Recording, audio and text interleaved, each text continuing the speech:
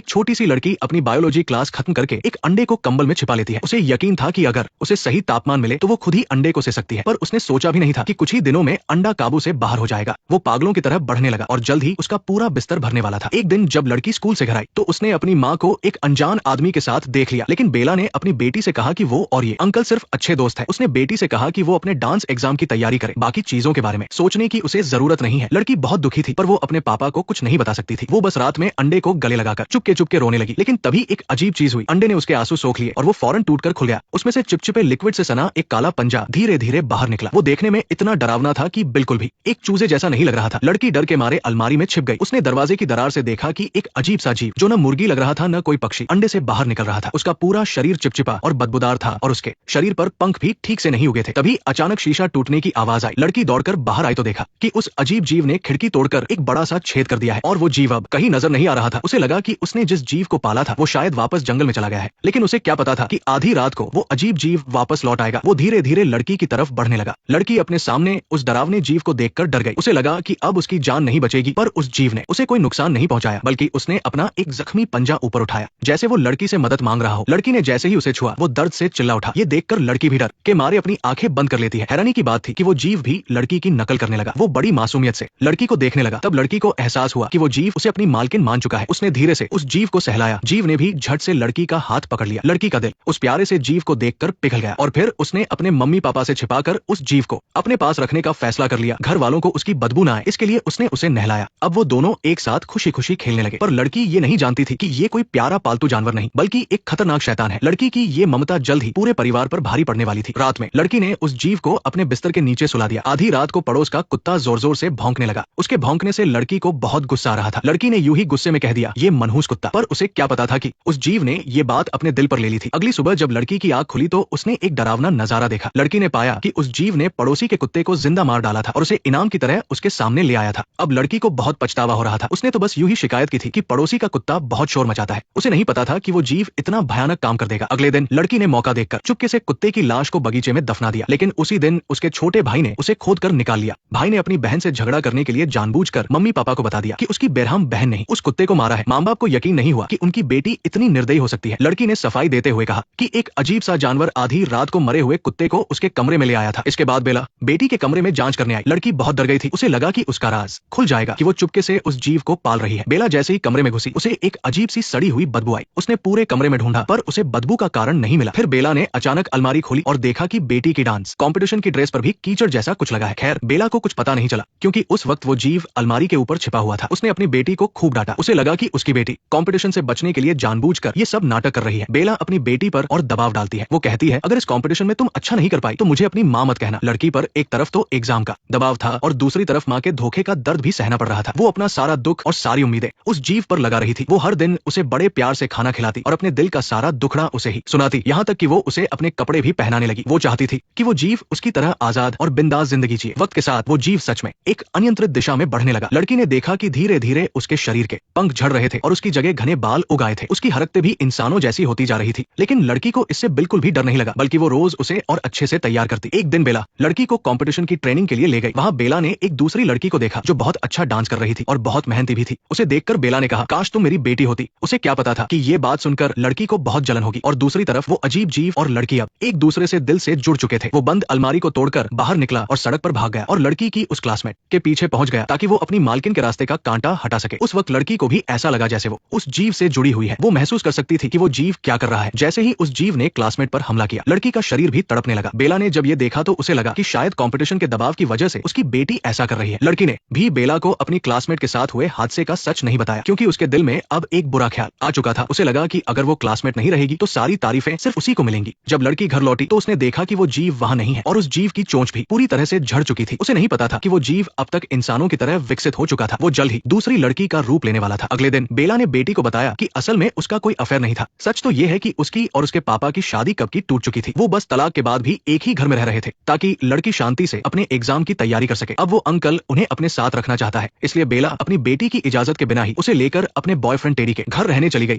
और टेडी का एक छोटा बेटा भी था। लड़की ये सब बर्दाश्त नहीं कर पा रही थी कि उसकी माँ एक नया परिवार बसा रही है। इस दुख में सिर्फ वो जीव ही उसके साथ था जो उसे गले लगाकर हिम्मत दे रहा था। रात में वो जीव भी लड़की के साथ नए घर में रहने लगा। इस वक्त तक वो जीव लगभग पूरी तरह से लड़की जैसा दिखने लगा था। था। अगले दिन टेडी जब लड़की के कमरे के पास से गुजरा तो उसे अंदर से कुछ अजीब आवाजें सुनाई दी। वो अंदर जाकर देखना चाहता था, पर लड़की ने दरवाजा जोर से पकड़ रखा था। उसे लगा कि लड़की को कोई खतरा है, इसलिए टेडी जबरदस्ती दरवाजा खोल देता है। अंदर वो देखता है कि जो लड़की इतनी प्यारी थी, अब उसका चेहरा किसी शैतान की तरह खौफनाक लग रहा है। नेक्स्ट पार्ट देखने के लिए वीडियो को लाइक करो।